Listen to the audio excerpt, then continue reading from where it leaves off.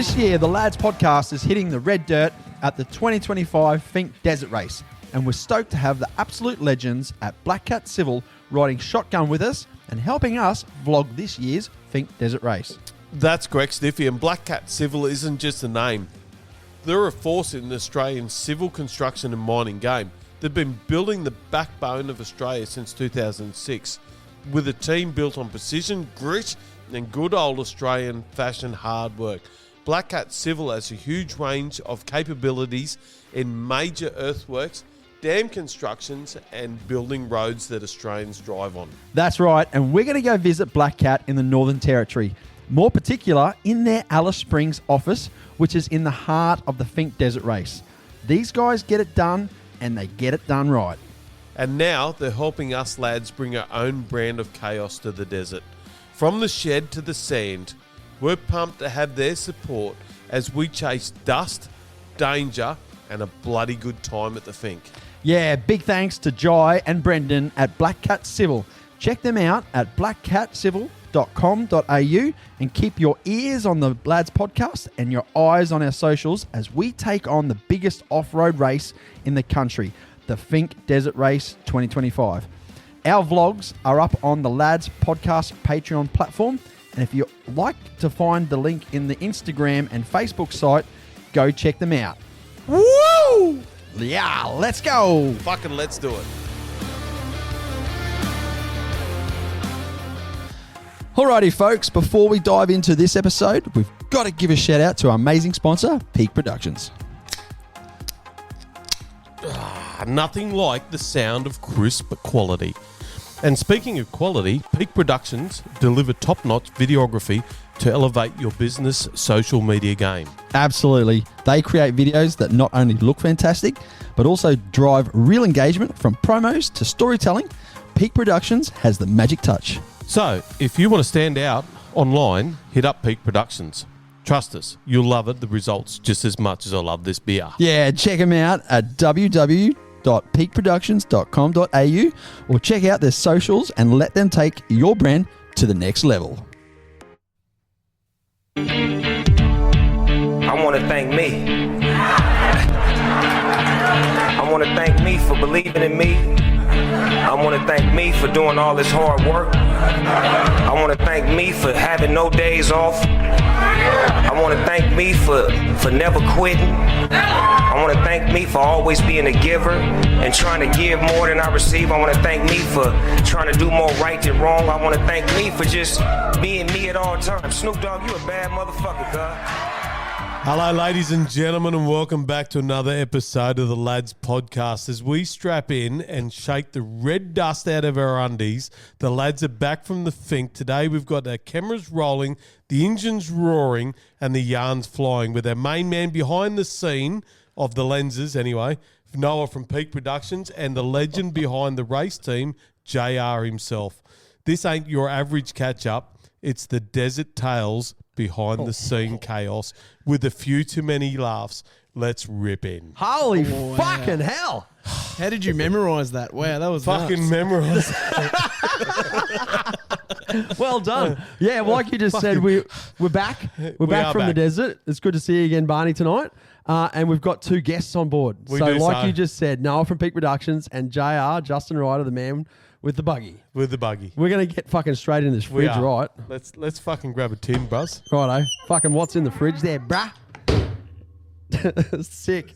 Hand them around. What are these? A fucking pale ale.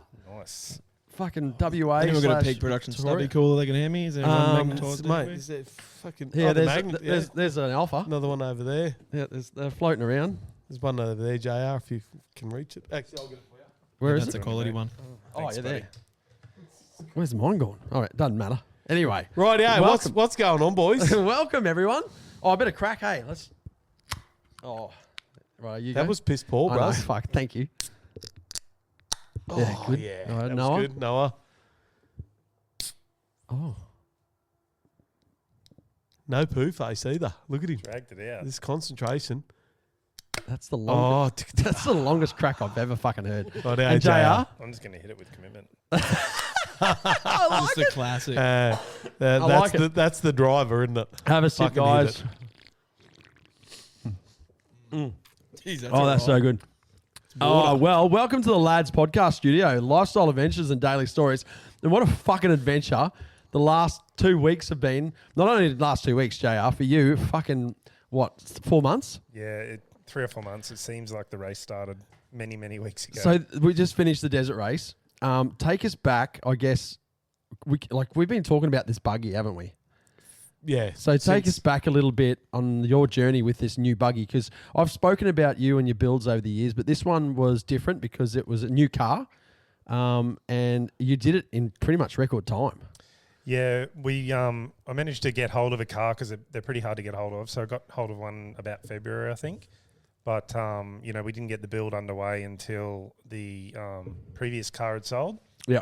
For obvious reasons. So, Sell one to fund the other. Yeah, exactly. So that the check cleared for that, and my PayPal account got a hiding. Yeah.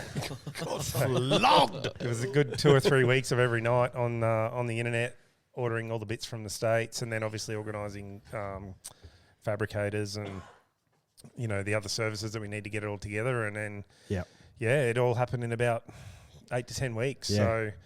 So, which is phenomenal. Like that's crazy to think that, because anyone that's ever done anything with vehicles or cars or even tried to build something, it's not an overnight thing. It doesn't just happen. No. But how good is it getting packages, regular packages coming from fucking off eBay and shit like that? That's a bit exciting. It is exciting, isn't it? It's not something I'm used to. I'm traditionally a hands-on type of shopper. Like to go and suss it out, look at it, touch, feel, do my homework. But with this style of thing, you have to get out of that. Yeah, definitely. Out of that trend, because a lot of it's got to come from America. And I mean, the good thing is we've done a couple of cars now, so we know what to buy, where to get it from. It's just a matter of securing the right parts. Yeah, definitely. No, well, and phenomenal build. Like, when you finished the build, you said to us, we're going to put bloody the Lads Podcast all over the side of it, and I just went, holy fuck, righto. That's awesome, because you've done it before for me with other businesses and stuff. You put other things on there, and I'm just like, righto. Well, you're putting the Lads Podcast all over the side of this brand new car. What an opportunity. We've got to go. And I always said the first one was going to be my 50th year of FINKE. Yep. That was the time that I was going to go out. Tick that one off the bucket. And when this happened, I went, no, I'm going. Yeah. We're going. We've got to go. And, mate, what a fucking experience. I've got goosebumps. It is cold here in FINKE Desert at the moment, but I've got goosebumps thinking about, like, it was, mate, the highs, the lows, the sitting with fucking you two in the car for fucking that many hours is definitely one of the lows that I can think of. But, mate, what your builds, JR, is everything you do is professional. It fucking looks good, feels good, smells good. It's, hats off to you, mate. And I can't thank you enough personally for what you've done with this, mate, because, that was a trip of a lifetime for me. So, 100% it was really good. So, it definitely is. That's no dramas at all. It's great to have you on board, and it's good. It was good to be able to give you a bit of exposure, in a avenue that you wouldn't normally probably get to. So I think we reached out to a few people. So. Yeah, it definitely worked for us. Well, even on the road trip out there, not only did the buggy have it on the side, but his brand new race trailer that you built a couple of years ago, you plastered the freaking ugly melons on the side of it.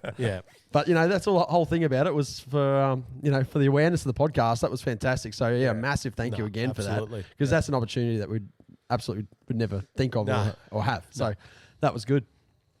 Leading up to this race, we normally have more races in the bank leading up to FINKE, as in there's normally 2 or 3 races we would do before we get into the FINKE. But being a new build and a new car, this was a different FINKE for all of us, because really you had no seat time. You bought the buggy. I think you did 100 kilometres in it. Yeah, we did 2 small test days before we pulled it down, just to make sure everything was in order. And, we weren't chasing. When we put it back together, if something was wrong, we at least we knew it was right beforehand. So we narrowed down what we would be chasing.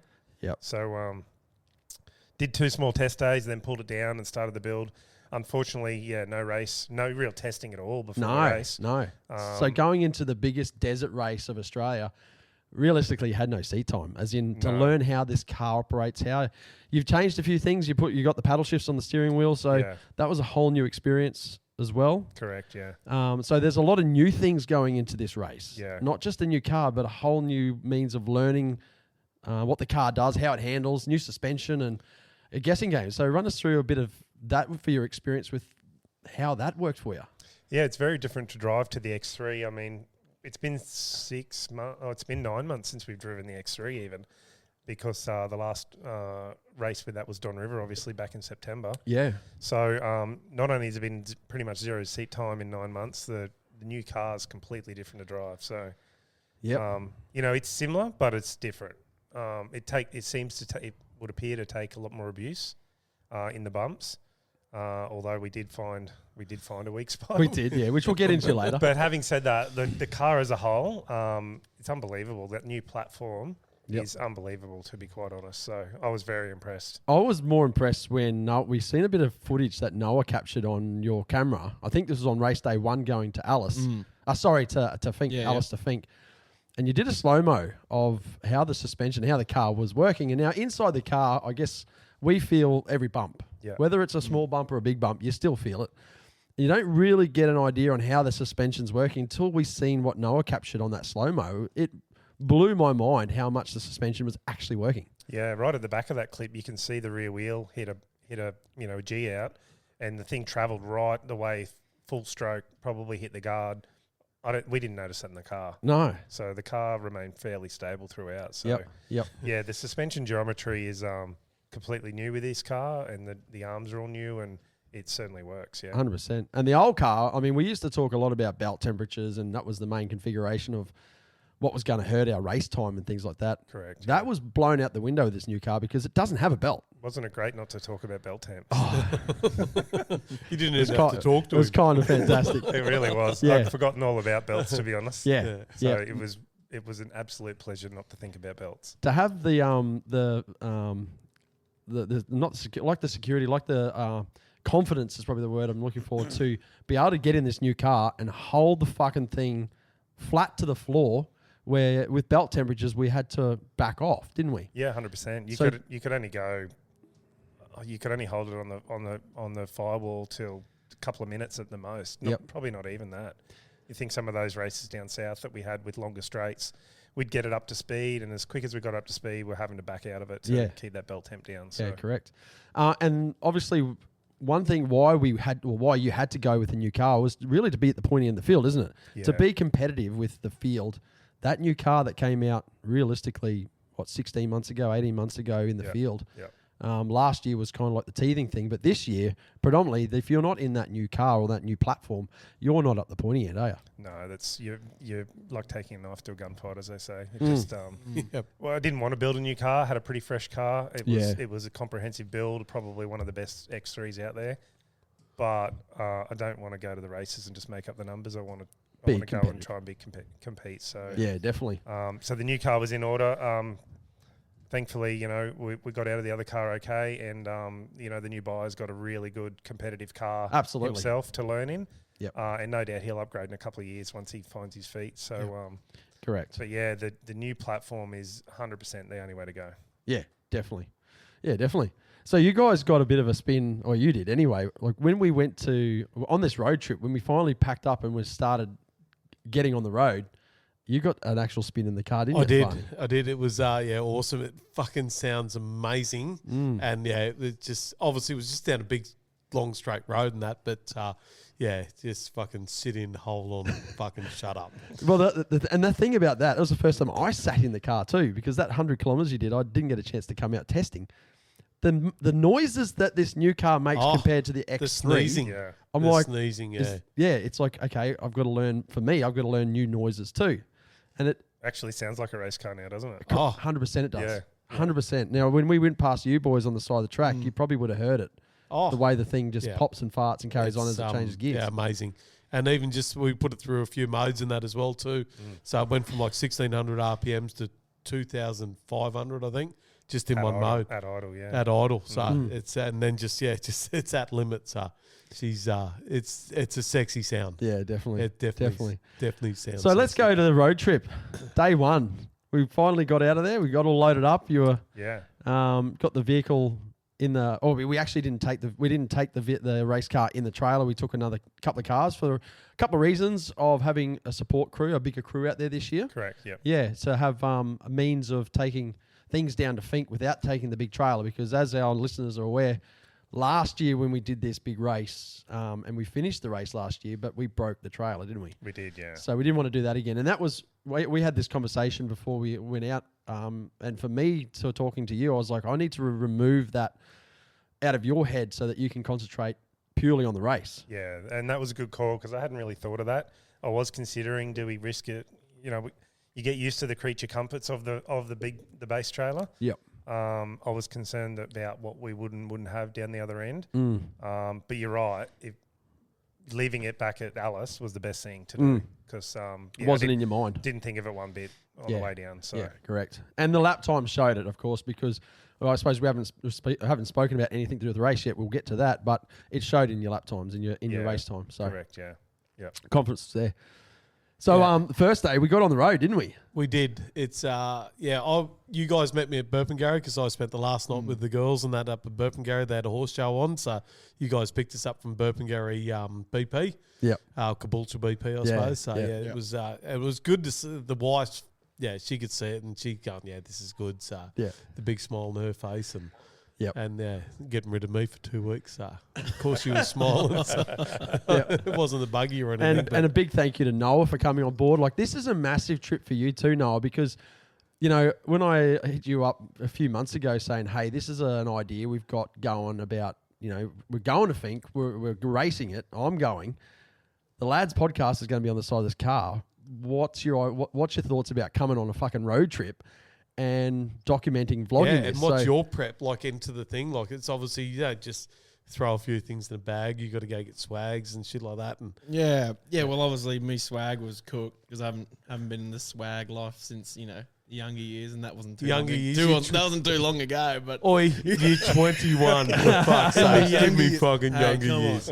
So anyway, I pulled that out, and that was so it was a cot before that. So yeah. Baby boy got out. Baby boy cot. So I had to get new swag and everything like that. But it's more just obviously brainstorming as well because obviously in a vlog it's got an order. Obviously the journey, and then obviously the prep, and then obviously the race itself. But you've got to make sure that you're leaving nothing behind because you can't reshoot anything once it's already gone. Yeah, and that's the last thing you want to do is actually spawn somewhere. Like when you actually try to tell a story. Anywhere. Yeah, no, you don't do any spawning or anything. So that's a little private joke between Baby Boy and me. But same as that one, me and Baby Boy over here. Sorry, go on, mate. I'm sorry to interrupt. Sorry, just took my breath away again. But no, and obviously a lot of it plays out as the trip goes on. Obviously, we didn't know that certain things were going to happen on the way out, which happened. Leave that for the vlog. And, you know, then obviously I've got to be ready to obviously be engaging, going, okay, have I got the shots before I show this to actually make sense of how we got it? And obviously having an idea of how I'm going to edit it as well plays a massive part now at filming.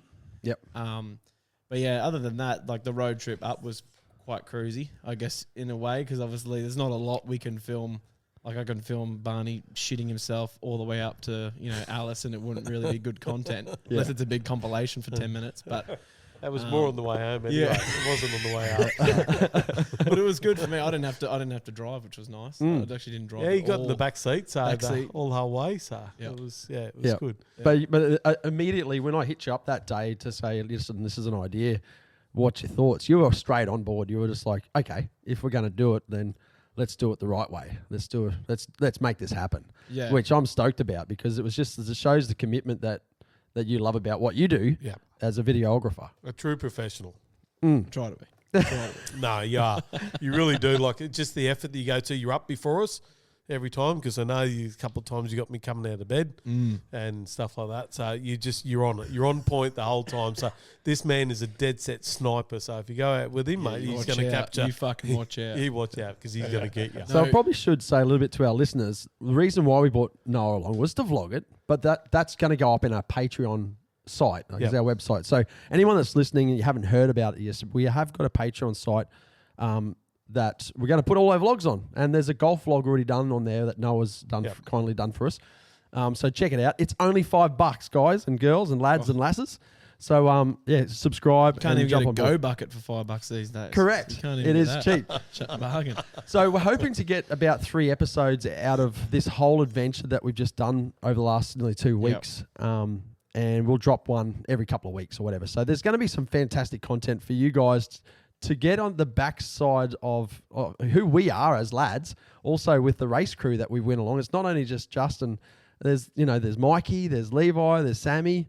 There's a whole group of people that makes this whole mission happen for you, JR, as in, okay, the whole thing of let's go racing is one idea, but to physically put it to work and to make it work, it not just takes one person or two people. You need a crew, don't you? 100%, yeah. We have a really good team, and that's the only reason it does work, yeah? Yep. Things go pretty seamlessly most of the time. The only errors we ever have are generally mechanical failures, yeah? It's not through the lack of effort from any of the team members. That's right. Yeah. Correct. And even, the cost of the whole thing, regardless of what it is, the point of going away and committing to a race is giving it a red hot crack. 100%. Yeah. Yep. And if you don't give it a red hot crack, well then, what are you leaving on the table, eh? Exactly. Yep. So, no, that's good. And Noah, plenty of shit talk in the car. And one thing, I can't remember who brought this up, but from the day one when we left, I don't know if it was you, Barney, or you, Noah, that said Red Dragon, Black Dragon. No. So who I brought that clearly up? remember it wasn't Red Dragon first. It was Red something, because obviously us being in the Red Merc, and then JR and that being in Black Dragon, in first class private jet, Black Chevrolet. Yeah.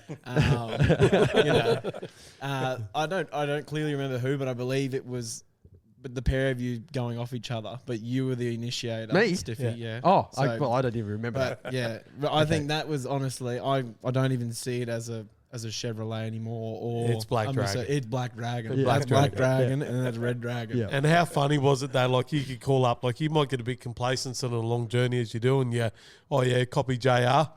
And there'd be just radio silence. And like, you're just in front of us, fucking answer us, and there's no response. Oh, and you go, copy Black Dragon? Yep.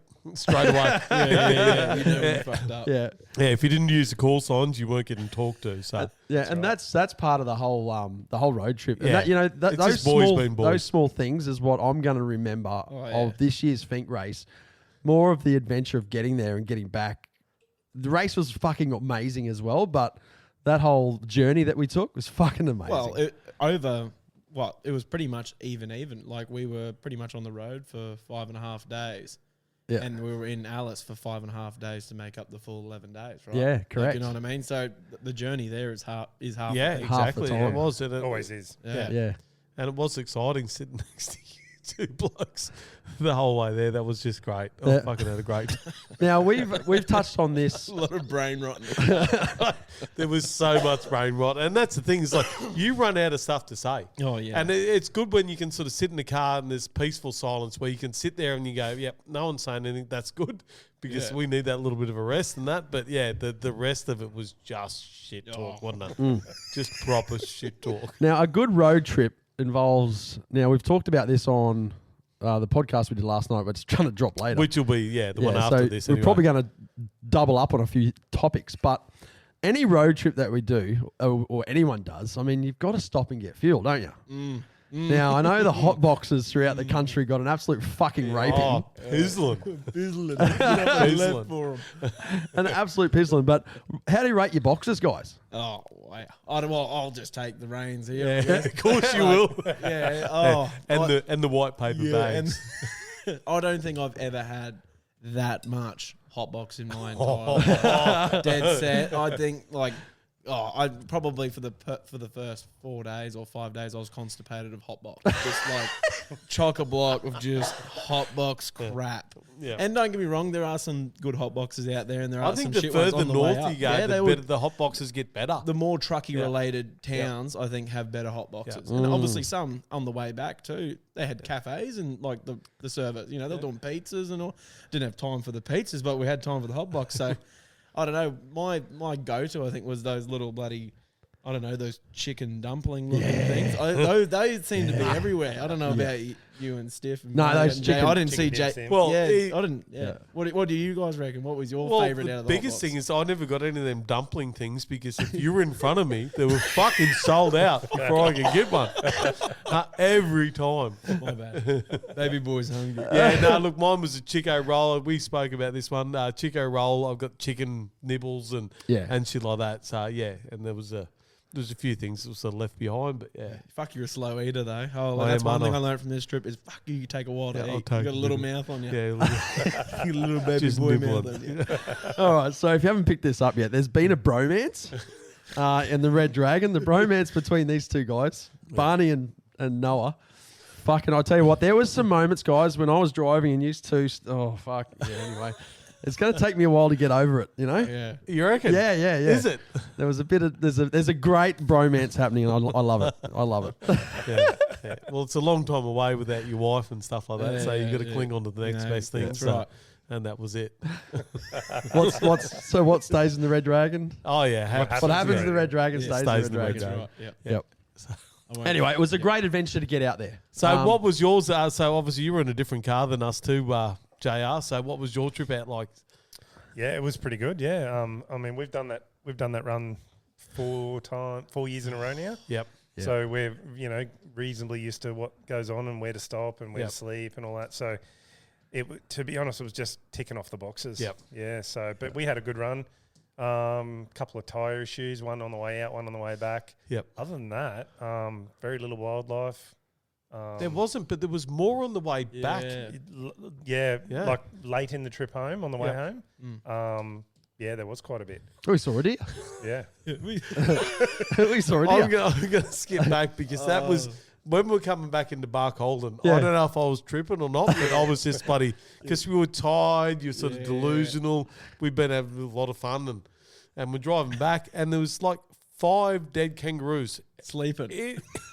in a row that none of them looked like they'd been hit. They all laying the same way. Yeah. And then we were concentrated on those, and then a deer walks out in front of us, just across there. And like we only got like 3 minutes to go before we're in campage, and it's going, am I tripping or was that just happened? Did that just actually happen? Yeah. And man, by the point, like on the way back, I don't think I've ever been so delirious in just everything in general. Like obviously we were concentrating on the road, but the road becomes just a neutral thing that you just are looking at. It doesn't even matter where you are, you're just going straight. Yeah. But just everything else just became so stupid and funny, and Yeah. I don't know why. I just felt so dumb. I felt so dumb. So one thing that you guys, JR, that you've brought along a bit of technology in Black Dragon, and we were lucky enough to get it in Red Dragon as well. Yes. So, yeah, talk us about Elon Musk and the old Starlink. How does that change a road trip for you guys? Oh, it's amazing, isn't it? Like, it just completely transforms the trip. So, it's not just for the fact that the passengers can, watch Netflix or MotoGP or whatever and keep you entertained. Just the fact that you've always got contact. You're always connected. So you can always use your phone. You can use your phone in emergency. Correct. And like as for yourself, you've got a running business that you look after as well. So, you know, being out of service for 3 days, trying to get to Alice Springs isn't the best thing at all. It's not even practical. So we've had it for a couple of years now. Even, I mean, we wouldn't have been the first to do it, but back in the day of the first generation Starlink, so like we had that Oki strapped to the front drawbar of our rental trailer and running a cord into the car. So, I didn't see that ever. And in fact, I believe it was not a done thing to make them transportable at that stage. But it worked, so we were doing it. So, and then from there, obviously, technology's improved over the last couple of years, and they now have these Starlink Minis, which are very affordable to buy. They're $500 or $600, and you can literally plug it into your car, set it up on the dash, and away you go. So. Exactly. And we did. Yeah, that thing we copped did. a flogging on the way home, didn't it? So, lucky she's unlimited do data. you guys? That was going to be the next question and going, what do we owe you? Because we were giving that thing a hide. And then you think as well, like, ours wasn't working. Then, next thing you know, we're pulling out a backup from the box. And how many backups did you You read? can have 3 backups, I reckon. Yeah, so. we had a new Mini and a new standard in the box just in case. Yeah, So, just in case. yeah. Well, they got used, yeah. Mate, they did. They did, mate. I'm not. Yeah, imagine doing this trip like 3 or 4 times in a row, and then just going right. Let's raw dog it.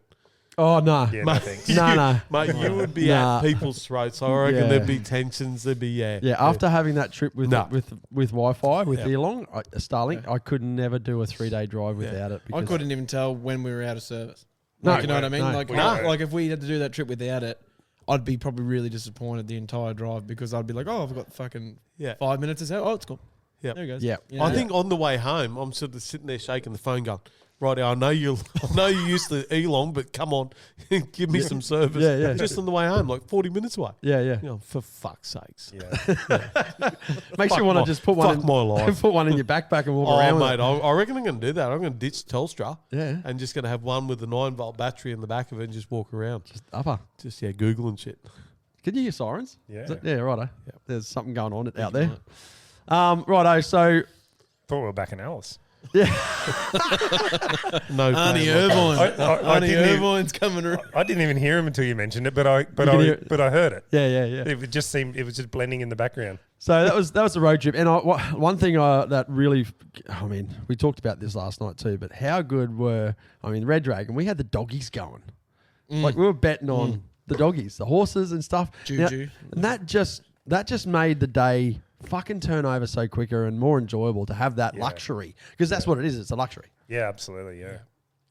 It was just like being at the pub with no beer and like and betting on the dogs. Well, there was. I had a in couple summer. of beers on the Yeah. way home. That was it. So I wasn't even drinking. Because I don't want to be that bloke that fucking has, I need to do a piece. we're doing that anyway. Right, so road trips are great. Let's talk a little bit about the race itself, because obviously that's why. Well, this is a FINKE review, realistically. Yep. New car, went through scrutineering. There was a lot of hype before we started the race about fuel. There was. Being the new car, chews a lot more fuel. And this is, the new car was there last year, but they kept it stock standard. Pretty much Correct. It only just came out. So being a stock car, fuel economy was okay. There was really only one of them that got down last year as well, so we didn't have a lot of data to go from. Yeah, okay. And it was standard, and he probably is a little bit conservative compared to some of the other front runners. So even though he was good enough to get second on the podium, he's probably a bit more conservative, in the field. Yeah. So there was a lot of chat around fuel, which made everyone a little bit cautious, I guess, and aware of, we got to manage that level as well, because we didn't even know if we had enough. No one knew. And there was figures getting thrown around. So it was one of those stressful things about, you can tick all the boxes, but you don't want. And we did run out of fuel last year coming home. We crossed the line. Absolutely. But we ran out in the pits, as in driving around 3 seconds later. So that was, of course, a big mindset for us. Like, you can be fast, you can do everything, but if you run out of fuel, you might as well be back at home. Yeah, that's right. It's a DNF, yeah. Yeah, correct. It is a DNF. Yep. You just can't pull that out of the ground. No, that's right. Yeah. No, I put a fair bit of work into the fuel tanks of this car to try and make sure that we had more fuel than anyone. There were some numbers getting thrown around. Everyone was going, how much fuel do you need? And I'm like, well, I need more than everyone else has got. Yeah. That's what I based it on. Yeah, correct. I just wanted to have 5 or 10 litres more than anyone else, so that we could send it the whole way down. So exactly. And we went down. I didn't preserve. I wasn't thinking about fuel on the way down. I was going to make it or not. Yeah. So and learning the new car as well. Exactly. Yeah. Because you were getting tips about how you can downshift and things like that. Yeah. Out there, right. Yeah, it's a sequential twin clutch sequential gearbox, 7-speed gearbox, and you can put it in manual mode. But I wasn't aware, because of the lack of testing time, I wasn't aware that in auto you can still downshift. Yep. So a couple of guys were also talking about, they can't upshift, and that's a problem. But I don't think it upshifts in auto. I think it just downshifts. Yep. So we had to learn that on race day. So I was certainly utilising that. In hindsight, would have loved to got a bit more time and probably driven it in manual mode. Yeah. But hey, there's more races to come. Well, that's so it. It's early days with this platform. Yeah. This car is going to be pretty current for a few years, I believe. Oh, So, definitely. we'll only get better and better. Yeah, I noticed the for sale sign didn't come out this year. No, she stayed well and truly tucked away in the back no of one the was cupboard. even game to chuck it out of the cupboard and chuck her on. So It was in the trailer. It did not make it yeah, it past didn't. Yeah, No. yeah. So that was taboo. Leave that there. So Yeah.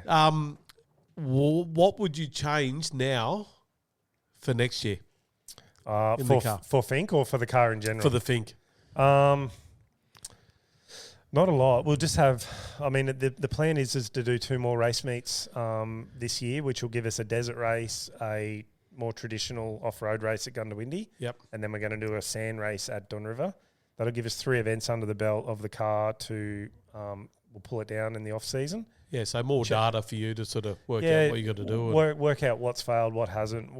Has the chassis cracked anywhere? Does it need more bracing? Yep. We know there's some weaknesses in the driveline now, so we'll have to address that. But, going into next year, it's just going to be a refined version of what we got. I don't think there's any major changes. It turns out we had plenty of fuel, but changing it to have less fuel is not really a warranted option. We'll just put less fuel in the car. Less fuel in it. Yeah, now that you got that. And that's all it's about is racing is data. Exactly, Trying to work out what you've got, what you can work with, what can we do better. Yeah, exactly. Yeah, so tyres-wise, Yeah. So. Yeah. And talking about tyres, this year was a first that you took 2 different size tyres out. Yeah, this new car can carry a 35-inch tyre, which we've not had that ever before. Yep. When we first started racing, the first meeting we did on 30-inch tyres in the previous platform. Then when we got the upgraded horsepower, we went to 32s, and then this car will carry a 35 quite well. So we use that for the actual race, but we went to the 32-inch tyre for qualifying on the theory of, it might accelerate a little bit quicker and it might turn a little bit sharper, which, we think it did. Because we haven't back-to-back it. It's pretty straight, isn't it? Yeah. So it'd be nice to do some back-to-back testing with that sort of stuff. I mean, there's a new facility out at QR that's opened up behind QR Raceway. They're actually having a buggy day this Saturday, but I probably won't be going to that one. But we'll try and get to another meet there before the next race, and maybe do a heat, do 10 minutes on the big tyres, do 10 minutes on the little tyres, like literally back to back it. Yeah, and try and do some data testing, get some testing done. That's a good. Yeah. So FINKE race prologue. Run us through that. How was your day with prologue? With the qualifying? Yeah, prologue was, I always struggle a little bit with prologue. I'm definitely someone who warms into it a bit. Even the first 15, 20 minutes of the race, I can tell that I'm not on the ball. Yeah. So prologue's a little bit of a sore point for me. But having said that, we got around pretty well. We had a little issue with the car. I had a little transmission error come up, and we had to turn the car. We had to roll off. We had to roll off. Yeah, that's right. I don't think I turned it off. No, did I? no, I just rolled out of it, and then Yeah. the light went off and went again. But I think we lost 5 or 6 seconds. Yeah. Yep. And then I was pleasantly surprised at the end of it because we still qualified 5th, which that's actually the best qualifying spot we've ever had. Correct. We also didn't get a chance to walk the track this year. We were busy with prepping other stuff, and we decided to boycott the track walk. Whether that made a difference or not, I don't know. Oh, the car still would have went into that limp mode. 100%, yeah. And I didn't feel like, I wish I had done that. But next year we'll just organise our timeframes a bit better. Yeah. And we'll get that track walk done. But yeah, I was pretty happy. 5th in that class, like the usual suspects were up front. I was pretty happy with that. Yeah. I do prefer to chase a little bit as well. So yeah, I do. I wasn't stressed about it.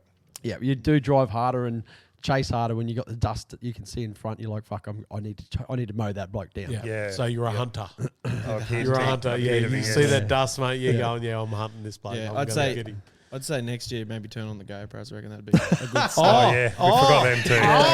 I loved hearing that when you guys pulled back up. I love that. I'm surprised Stiffy hasn't turned your mic off after that one. Yeah. So, no, everyone should know because it was kind of unexpected. When we went over to Prologue, we were on time, but for some reason they shoot us through a bit quicker.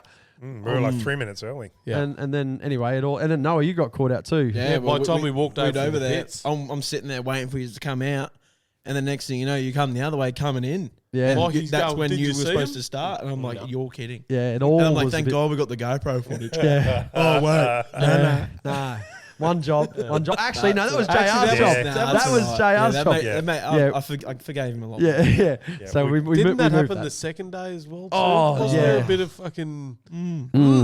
So Are we talking about that or not? we are 100% Yeah. because this whole vlog, this whole trip out there was to not only race the FINKE Desert race, but the lads to get some more exposure and to vlog it and to try and maximise what we're doing out there, and getting content. We're creating content. Yeah. So putting And it's hard work. It's not just like it is actually hard work. Like there's a lot of if you can do a road trip in 12 hours, it's going to take you 15 hours if you're going to do video footage and stuff like that, as we know. So, and thanks for everyone's patience for for us stopping and fucking videoing shit and like that too. But yeah, there is a lot of hard work that goes in behind the scenes. Oh, definitely. Yeah, to get the shots that especially you need. on my behalf.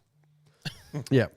So on day 2, we swapped a few things around and we got some cameras working and we tried to get some microphones working. So we got audio and whatnot for the vlog, really, wasn't it? Yeah, well, that's right. And that was the biggest problem we faced because obviously, J.O. had a lot more bigger things on his mind when he was building the car rather than thinking about how the audio was going to work with intercoms. Yep. And, we were under the assumption that it was a 3.5mm jack, which is like what all the other old intercoms were. They all were just a jack.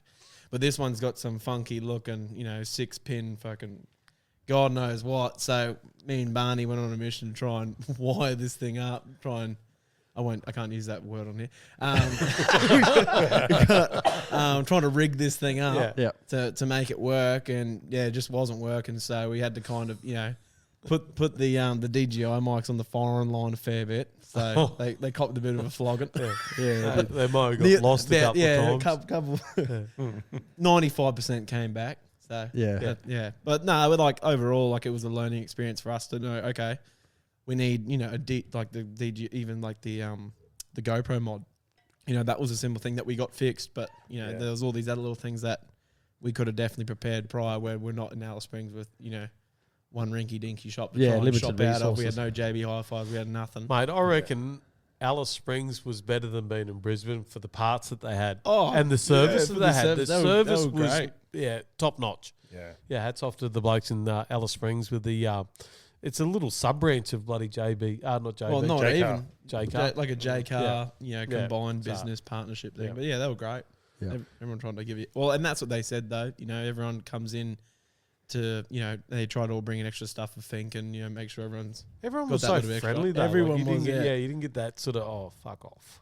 Yeah, well, that's right. And I think a bit like what Jamie said, obviously, a lot of probably listeners have already listened to it by now, but, about what he was saying with the whole, everyone kind of comes together with the race and whatnot. And then, we haven't touched on it yet, but, about the whole motor swap thing, about him, helping his mates with that motor swap. Yeah, exactly. So, that's a whole nother story there alone. It is, isn't it?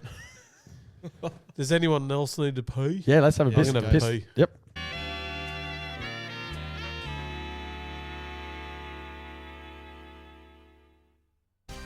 Today's episode is also brought to you by TC Coolers. If you're looking for something unique, some custom gear to make your business stand out or your man cave even better, then TC Coolers has you covered. TC specialises in custom stubby coolers, air fresheners, drink coasters, trucker hats, and much, much more. And if you've got an idea, Thomas will make it happen. From design to delivery, he will ensure pickup is quick with top-notch quality. Whether it's for your business branding, party favours, or just to add a personal touch to your space, then they can do it all. Visit TC Coolers on Facebook today and let's bring your vision to life. Fuck, though, I needed that piss, bruh. Absolutely. It's always good. Shout out to TC Coolers. And TC Coolers... Oh, hang on. Let's crack this fucking... Oh, no. Everyone's... Okay, the only thing I would do is not do a poo face. Yeah. That was like a... That was a good face. That was crazy face. That was a crazy face. Righto. Anyone else cracking, or are you still right? I'm still going. Okay, that's fine. I'm all right. So shout out to TC Coolers, because what he actually did for us too, and Tommy, you're a fucking legend, was he actually sponsored a few stubby coolers for us to go to scrutineering on that Friday night. And we set up a little tent, and Mikey and Lauren came out with the girls, and we're out. Wasn't that a fantastic night? Scrutineering was great. It really was, it was good. So massive shout out to Black Cat Civil, who they've come on board to help us vlog this thing as well. They allowed us to really, it's a major sponsor of the Blades podcast to do this. And shout out to Toto because he made something happen, which I'll probably leave. Mate, they went over. Are we going to leave that alone? Yeah, leave that. We'll leave that alone. We'll leave that bit alone. Check out the vlog for this one. Yeah, That's why you need to subscribe and jump on the Lads Patreon website because there's so much we're not going to talk about. Anyway, so shout out to Toto. You're a fucking legend, bruh. Yeah, so what did you call that night? Scrutineering. Scrutineering. So so scrutineering, we were fortunate enough to sit right behind the jerky tent. Let's talk about the jerky tent. Yeah. 100%. How good was that jerky tent? Oh, addicting. Mate, that bloke, I'm actually going to, I'll find your name, I'll work it out in the next podcast, but yeah, I'm definitely going to order some more. That jerky, got an absolute pizzling from me. Absolutely. Oh, You're man. on fire. Mate, I loved it. It was good. I was actually handing it out just to people I was talking to. You try some of this. They were going around, so I should have been on commission, but I wasn't. But yeah, it was. I've never had pork jerky before, and it was good, wasn't it? Oh, it just tastes like, obviously you got the Jack's Link stuff, it tastes shit. It tastes processed. Oh, how was that shit that I brought at the survey that looked like that's exactly fucking right. That's jello? crap. Yeah, right? that was crap. That got I threw emailed that out the window. Yeah, that got emailed. But that fella's jerky. Yeah. Just was is, like yeah. you could pull it apart and you can see the individual, Yeah. just I don't even know. I can't describe the way. Now, I'm it's spilling we apart. don't have his name to give him a shout out, but I'll find it. You Find guys it. keep on talking. Okay. Yeah, I'll but find it.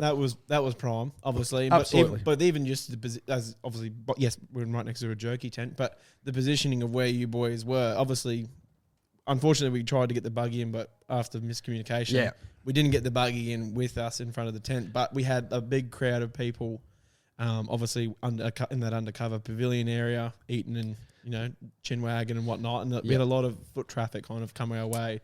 yes. Which was Rightio. what So was it's his name? actually called Boston Bay smallgoods.com.au. So this bloke actually grows the pigs. So he's also got a butcher shop as well. His name's Jason. Is So it? he'd have to be a good bloke. Yeah, anyway, right. So really. And yeah, mate, the jerky. So you can actually order it online. So we might even Give put him a a link shout up. So Boston Jerky, Yeah, right. bostonbaysmallgoods.com.au. Well, we'll do a little thingy up and we'll Yeah, tag we'll you actually do something a little bit better than what we've done. because But yeah, they mate, are it was fucking awesome jerky. Yeah, and I'm pretty sure you can buy in bulk on that too. You Yeah. can buy in bulk and obviously save pretty a little much bit more. kept me alive on that Oh. on that trip. So yeah, us. us alive. Yeah, so no, it was good jerky. But the whole was like you were saying, the positioning. So we're right next to the food stand, so where everyone was eating. There was lots of traffic going through, lots of people stopping just to have a yarn, and it was great to catch up and find out where these people had travelled from. Yes. And yeah, it was great. Yeah. Plenty of tension on the car at scrutineering as well, JR. Yeah, there were quite a few people hovering around it as they usually do. So Especially your builds, because Yeah. you're starting to get a name around the paddock realistically, because over the years your builds have been top shelf, or they are top shelf. yeah, So there was a lot of eyes yeah. peering in to try and Yeah, this year normally I sort of man the car and keep a keen eye on it, and we hang around. We don't normally have the merchandise tent, so to speak, for the lads. So generally we're over milling around the car. So this year I decided just to leave it be, and it'll be what it'll be. And I did walk past 3 or 4 times throughout the night, and there was always someone having a bit of a sticky beak. Yeah. So potential sabotage. Yeah, but I mean, I checked the clickers before and after, so that's about all they can do, really. I mean, they can't really do too much, and they're all good people that are just there. They're all enthusiasts. They're Very genuine. the competitors too. I've even heard that word tampering in the car scene. No. Yeah, wow. That's huge. Road racing, yes. Off road, I haven't experienced it or heard of it. So Everyone just wants everyone to do well. 100%, yeah. Like they and if you've got issues, they will help you. We've never resolve come it. across someone that wasn't willing to help. Even the morning of the race, obviously we sent the boys down the track really early. Everything was a bit rushed. The car was dropped off at the track the night before. We'd forgotten to put microfiber cloths in the car, so I'm walking through the pits and I'm thinking, oh, we have nothing to wipe our visors. And I saw a guy in his trailer with a bag getting his out and putting them in his car. And I said, mate, you couldn't spare a cloth, could you? Yeah, mate. No, like couldn't. Yeah, I actually got 3 off him. Yep. Because he's saying, have 2, you need any more? And I'm like, well, if you're giving them out, I'll have 3. But, not a hesitation in the world to help out. Like, and that was a fellow competitor in our class. Yep. and he did not even hesitate. He didn't ask anything about what car, what this, that. He was more than he couldn't be more helpful. Yeah, that's the sort of racing you want to be involved in, isn't it? Like, everyone's there so you can win. Yep. Yeah. Yeah, and when we had some people come when we were staying at the showgrounds, we had some fellow competitors come and need to borrow some tools and some specialised parts that we had. I was more than happy to hand them over, and they were more than grateful to. And I think the only thing that we needed to borrow on that when we were down at the FINKE end was a pair of circlip pliers, wasn't it? Or yeah, we had a couple of. I think that was we were a couple of tools short, minor things, but considering we left the race trailer back at Alice, like all the stuff that you've got and done, and like just going through, sort of seeing the system checks that you go through and do is you're on a winning team. So and we had a good team next to us, being JSW Powersport. They're probably the leaders in the game. They're always very competitive. They won it last year, second this year. Them too. Their mechanics were over helping me, or helping us with being a new car. It's new for them as well, but they've obviously spent many weeks working on it, so they knew things that we weren't familiar with yet. Not only did they lend us tools, their actual head mechanics were over helping us on our car. Yeah, how good. Even while their car's still not finished. And I mean, they worked on their car till late in the night. But, there was no question 3 or 4 times he was over there giving us a hand or showing us something. So, very, very helpful. Good bunch of people. Yeah. So before I get too much back into the race, what were you talking about before, after scrutineering on that Friday night where we did all that? And shout out to Black Cat again, because that was amazing. We did prologue, but then we went back to the showgrounds after prologue, and wasn't there an auntie what's going on with? No, so let's rewind it first, because didn't we get on the fucking live stream for Tink? Tats, Fink. Tats. So okay. Yeah, so we got on that as well. So yes. How did that happen? Good, wasn't it? How did that happen? Yeah, I think I looked pretty good. You were stunning. I think it was Mikey's missus. She chased him down and got him back. Yes. And that's right. We did get on the live stream. So that was good, but I had to chuck that bet in. Thanks, my missus said you look quite dapper, quite professional with the shirt tucked in. And tucked in. The nice RMs. The I RMs kind of must have got inspiration from someone, I don't know. Anyone that you hang around or anything like that, maybe Peak Productions, baby boy. I'm going to get a photo of that. Come guys, can we move these seats a little bit closer? I like this bloke already. So actually, I'm probably not going to like you after the vlog comes out, because you definitely. I don't think you've got anything to worry about. Do I? Do I? No, but so back to who was Arnie Irvine? So we were doing the pack up. Yeah, so we started packing up, and I was like, I might do a bloody little time lapse. So I set the camera up. In a good spot, because we're following the tarps up, doing the whole putting down everything, because we're going out to FINKE that night, obviously, to get out there and camp, and we're packing everything up, and then over comes Arnie Irvine. I don't know who's got a good Arnie Irvine accent on you. No, I don't. Well, I don't know. Arnie Irvine. How you going there? You always want to. What did she say? My birthday's coming up soon. She couldn't tell us the actual date though, could she? So I think it's part of her sales pitch, because in her hand she's holding this bloody looked like a canvas from medieval times rolled up into a scroll, and she's unwound it and gone, hey, yeah, it's my birthday soon. You going to buy my painting? And she's showing us this. It's actually not a bad painting. I wasn't going to lie. I looked at it and I was like, well, this is actually not too bad. A little flower looking thing. And I said, how much you chasing? How much you chasing? Man, $150. And I was like, 100? Jesus Christ, auntie. Yeah. So anyway, I've gone, fuck. I've literally had my wallet in my pocket. I'm like, I don't know if I've got any cash on me, auntie, but I'll go have a look. So I quickly fucking went to the swag and pulled out my wallet and flicking through the bills. I got a few, a couple pineapples in there on the ready. And I've gone, I'll just give her a one. And I've only got 50, auntie. I've only got 50. We'll take 50. Oh, can you do 100? I've only got 50, auntie. And then what'd she say? You got any smokes or drinks? Smokes? You get a drink? She said, well, we're not giving you drinks. And we've got no smokes. So. And so she said, I'll come back. And she never did. Mate, she knew what she had. She knew what she had. And you didn't, you would beside yourself.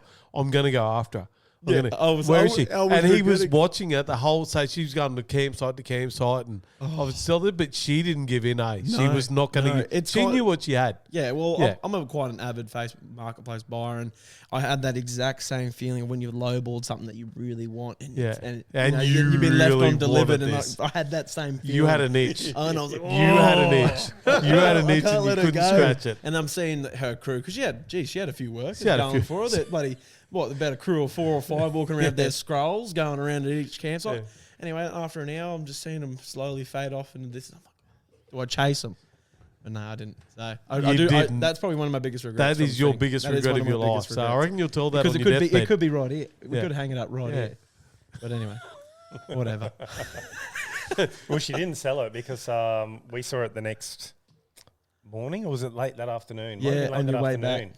Yeah, we rolled out of the gate, and here she was real Yeah, out, and- shaking it on the side. And So so we knew nothing about what went down at the camp, but Yeah. we saw her as well. So she was So trying to maybe attract she you. didn't Yeah. sell it, or she had like 4 or 5 copies. That's right. Yeah, well, that's right. She was but it perched looked, at the front gate there. yeah, but it looks so authentic, though, Yeah, did it not? yeah. Like, it You looked- you're gonna go and see Oh, Auntie I- Yvonne, aren't you? I'm thinking about catching Yeah. a flight back Catch up the there. flight and go and get it. You were I'll track so her cut down. up. You were so cut up. And I think it was only Sammy that sort of steered you away when Sammy was going like, yeah, no, look, yeah, don't go back out there again. And You get I think as soon as stabbed you, and as soon as you go at those gates and that, Oh, but yeah. well, yeah, the valid point. There was Yeah. 5-on-1, Yeah. so, Yeah. I don't think she'd be taking $50. She'd be taking me old wallet. So, Yeah, she knew what she had, knew and what she she wasn't giving it to you. She wasn't cutting the price at all. So All right, so before we get more into the race, you guys, this was your first trip to Northern Territory and Alice Springs. yeah. yeah. So give us a quick review on your experience. Do you like Alice Springs? Do you want to go back? Mate, I'll go back to Alice Springs at a heartbeat. Fucking yeah. oath. Yeah, It's a great all place. And as we spoke to Jamie on the podcast that we done out there, he's been out there for 6 years. He said, "Don't get me wrong, there is definitely problems out here that needs to be fixed." Yeah. He said, "But if you're careful, you're going to be good." Yeah, absolutely. So, and we see no dramas whatsoever. We saw a few cop cars. One of those cop cars, one of them. Fucking happened to fucking book me. Fucking can we do the fuck off music? Do the fuck off music. All right, you've got, here you go. Do you want to play a game? It's called Fuck Off. You go first. Right, I'll go first Right, because let us know. fucking Yeah. Northern Territory has a fucking speed limit of 130. Yep. Okay, I'm being pretty careful because I've been booked for speeding. I'm a bit of a speeder. You go out there and you think, yeah, you'd be right. We're doing $1.30 and fucking shit like that. $1.30. $1.30. And anyway, so we're going into the fucking to the start finish of the FINKE, and they've reduced the speed limit from 80 Yep. down to 60 Yeah, just a temporary speed restriction zone. over the weekend, over Yeah. the long weekend. Yeah. And fucking lights come on and going, oh, fucking what's going on here?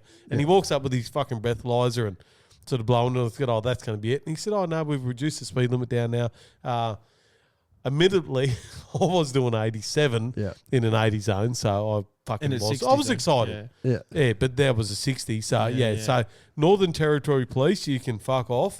Changing your speed limits. I don't care who. Fucking, I just, I'm off yours. Yeah, 100%. Fucking off you. Fucking that. And mate, they made. They were hanging around like sharks. They made bank. Fucking oath they They were. made bank, mate. And There this- wasn't 3 people pulled up every time you go through And there. that restricted zone was about a fucking 800-meter zone. You can fuck off. You can fuck Yeah. off with that. Yeah. Yeah. There was no there was no safety precautions for Yeah. it because You'll hear from the lawyers. there's no spectators on foot or anything, to reduce that speed. No. So you can get fucked. Yeah, I'm with you, fuck Barney. off. Yeah. Fuck off. Yeah, so we may even make the vlog, I reckon, because I think Noah might have sniped him. So. I sniped him. Yeah. I did snipe him for a bit, and then the whole time for the next couple of days we just Fuck, mate, they were kept just passing him. they were busier than the flies out there. Oh yeah, Them fuck- had a bit on. Weren't the flies busy? oh mate, they Yeah. were fucking full on, weren't they? How many did you eat, JR? Oh, I got a couple. Yeah, Did you? Yeah, I did. I didn't eat one. Yeah, no, I got a couple. I got one that fucking tickled the end of my nose, and I'm it wouldn't even be able to crawl in through that nose. fucking no ways. But even just walking, I don't know if they walk across it or if they get their wings in there and just fucking buzz me. As soon as they buzz me, I'm just fucking off them. Yeah. Fucking over it. It's like I get watery eyes. And fucking takes me about 5 minutes to get over it. But what was yours? What were your thoughts, Noah, on of Alice? Well, like, because I was my first time in Northern Territory was in Darwin last year, but to be honest with you, I saw more drama out Darwin way than I did in Alice. I don't know if it was just by luck or chance, but like in comparison, Alice was in a way felt safer than it did in Darwin. Obviously, in Darwin, there's a lot more clubs and a lot more alcohol and drinking going on. Obviously, they have certain rules in Alice Springs where you can only buy piss, 2 days a week. Yeah, you got to put your license in, and that was a whole new thing for me. It's like putting your license in so you can only sort of buy. Well, you can't. Once you buy it from that bottle shop, you can't go to another bottle shop. Another one. Yeah, that's right. 1 carton a day, isn't it? Yeah. 1 carton or 1 litre or something. You can buy a whole pallet. So the way Jamie explained it was you can buy a whole pallet, but you can't go to another shop and buy another pallet. Right. Or even 1 can. Right. Like she's cut off after that. Yeah. So. You got 1 shot, 1 opportunity. Oh, there you go. Bit of 8 Ball. Bit of M&M there, bruh. But but overall, I do rate it. I think, one of my biggest things, like my missus is kind of a bit cranky at me for not grabbing more, but all the railway spikes, that obviously we had a box there. More. Yeah, because she's like, I gave her one as a little gift saying, yeah, darling, I thought about you. Yep. And she goes, you should have grabbed more for a hat rack. I'm like, They're probably still sitting out in front of the toilet out there. Yeah, so I think next time I go back, I'll be taking a big bucket. Yeah, so when we're doing that bag. pre-run, you guys actually fucking scoured up a heap of fucking railway pegs. So that pre-run day was a fucking mission. Now, mate, wasn't it? That was an all-dayer for all of us, really. But huge. we took the part about pre-run, just so that you listeners are aware, and that camera's off. So I'm going to press pause. Righto, so pre-running down the track. So why we did pre-running is because we wanted to give us the best opportunity. Now, pre-running is just going out and visualising and mapping the track back on our new navigational system inside the car. So what that means is we get to drive Red Rocket, which is your daily. Red Dragon, mate. Red Dragon. Red Dragon. Red Dragon. That's what you called it. Red Rocket was its original name. Is that what I called it? That was the original name. And that sounded gay. Yeah, and then we changed it to Dragon. Righto, so there we go. We took Red Dragon on the actual racetrack, and Black Dragon followed us beside us on the road. For all your listeners that aren't aware of it, it's only about 5 meters apart, from the racetrack to the road. But what a day that was. It was a big day, wasn't it? We started before the sun came up, and we knew it was going to take some ice because the rules are out there. You travel south up until lunchtime, 12 o'clock. I thought it was 11:30. Yeah. So by 11:30, but it's actually 12, you need to be off the track. And then by 12:30, heading north. So you've got all morning to get down there. Yeah. The problem is... It takes it. Exactly. It took... Hell yeah. It took to do 245 kilometres or 240 kilometres. It took 6 hours to do that. Yeah. Because of the whoops and the bumps and the jumps and the fucking all sorts of things. So it takes all of that AM hours to get down there. But we did it. We got there. But that's where you guys found the spikes that you were just talking about, because they are just littered all over the fucking road, aren't they? Yeah, and that's the thing, because obviously is the actual racetrack the old service road of the old Garn? Correct. That's right. Yep. And then obviously the Garn's rail track has been now removed. And that's the highway. Which is the highway, which is what we're on. So obviously when they've just removed all these sleepers and all the rails, they've just pulled all the spikes out and then just tossed left them. them. Like, and as you looking around, you can see all other remnants of the track. So as you're driving, and obviously cars going down, they'd all just keep reappearing over time. Correct. And, we'd see a couple and go, we'll grab one, and then as you come back, you grab 5 because they just keep popping up. Yeah. But yeah, so they'd be a really good thing to make like a hat rack or something like that out of. Yeah. It's feeling you didn't bring more home. You should have brought more. I only had about a box of 40 of them at the in camp. McDonald's packets. You had them in the bag. You had them in McDonald's bags. The arse fell out of anyway. We were in first class, and we were trying to show that we cared about first class Black Dragon. Yeah. And so we tried to do our best, and all we could find else out in the wasteland of on the way to FINKE was a poo bucket with the arse end cut out of it. So we weren't really going to go and try and use that because it's kind of defeating the purpose. Justin's looking happy about that. So we just but it was good. It was good little fun too, because obviously being on the highway, we treasure hunt. We were zooming past, then we'll stop and getting shots, and we only did that. We could only do that so many times. Yeah. Red Dragon looked great. No questions about it. But once we did that for a few times, we're like, oh, fuck it, we'll start picking up some of these spikes. And then that just kind of became the new thing. Exactly. And shout out to Red Dragon, and shout out to you, Noel, because you did a little vlog, little reel Yeah. that went fucking viral. Yeah, I don't know what the final count was in the end, but I think obviously getting some, like, I don't know, we should have thought about it soon. Obviously getting all the other cool videos we did of, the actual buggy and everything. But yeah, Red Dragon somehow made it to Tats' page and whatnot. And yeah, Red Dragon. The business for JR's gotten a lot of work now. Definitely. It's got a lot of unnecessary attention. Yeah, it's been really good. Yeah, they'll have another office opened up in Alice soon. But it looks... Arnie, everyone's going to run the front desk. It looks at home on the track though, JR. Yeah. Red Dragon just looked at home. Yeah, well, red's a go fast colour, Yeah, correct. It got down better than I thought, to be honest. I mean, I've done it once before in a hire car. Which you think, hire car. Well, hire cars normally go really well, but they go really fast. Red Dragon did it pretty comfortably, so You got any weird noises coming out of the front of that? I got it. Well, yes. You have. Really? Yeah, it's not too bad, but I was just driving here tonight and I hit a few bumps and I got a bit of a, I'm like, I think this thing might need rear shocks. Yeah, no doubt. It was doing Any weird smells or anything coming out of it? Yeah. No, not too bad. Mate, I was considering. I thought maybe when you got in that the next morning and I went, I reckon We it should needed leave at the least windows a week with the doors wide open. Yeah, with the can of Glen 20 just taped down, just saging just the going place. non-stop. It hasn't even been vacuumed yet. It got washed. Yeah. Oh, yeah. But it hasn't been vacuumed, Yeah. so Wow. I'm still living in the desert at the moment. Yeah. Well, So- you've got to, Black Dragon got the full treatment. Sammy come around on He loves it, doesn't he? Sammy loves it. on Saturday, and he gave the Black Dragon a good treatment. So Yeah. thanks to him. Mate, I Spent enjoy 2 hours on it. driving Black Dragon. That thing's got some balls in it. It's comfortable. Starlink until the motherfuckers stole our Starlink. Yeah, so we kind of had a bit of a ploy. So obviously race day, we wanted to. It wasn't a ploy, but we wanted to make sure we were able to watch the live stream with the internet and actually have a decent screen. So when you crossed the finish line, I could actually record Barney's reaction to it. But obviously, That's what we told them. That's what we told them. So, and I did get that shot. Don't shoot me. But for the other time, it was to have the Starlink and obviously being in first class all the way down and all the way back up and put them in Red Dragon. And Sammy was off it. Sammy was not happy about that. He couldn't live without it. So they were tailgating us the whole way, trying to grab a signal. But on the way back, obviously we left, before the sun was up to try and get through Deepwell and everything to obviously meet you boys at the finish line. But we're like, why the fuck is this internet not working? And, we were tired and a bit delirious. Like, we weren't really thinking. And, then we pulled over and then it came back. And I'm like, oh, it's working. Like, the lead plugged in there. Like, you guys all good? I'm like, yep, we're all good. And then we drove off again and it stopped working. I'm like, this must be the cord. road. The It's cord's the cord. just fucking loose and it's just bumping. Don't worry about it.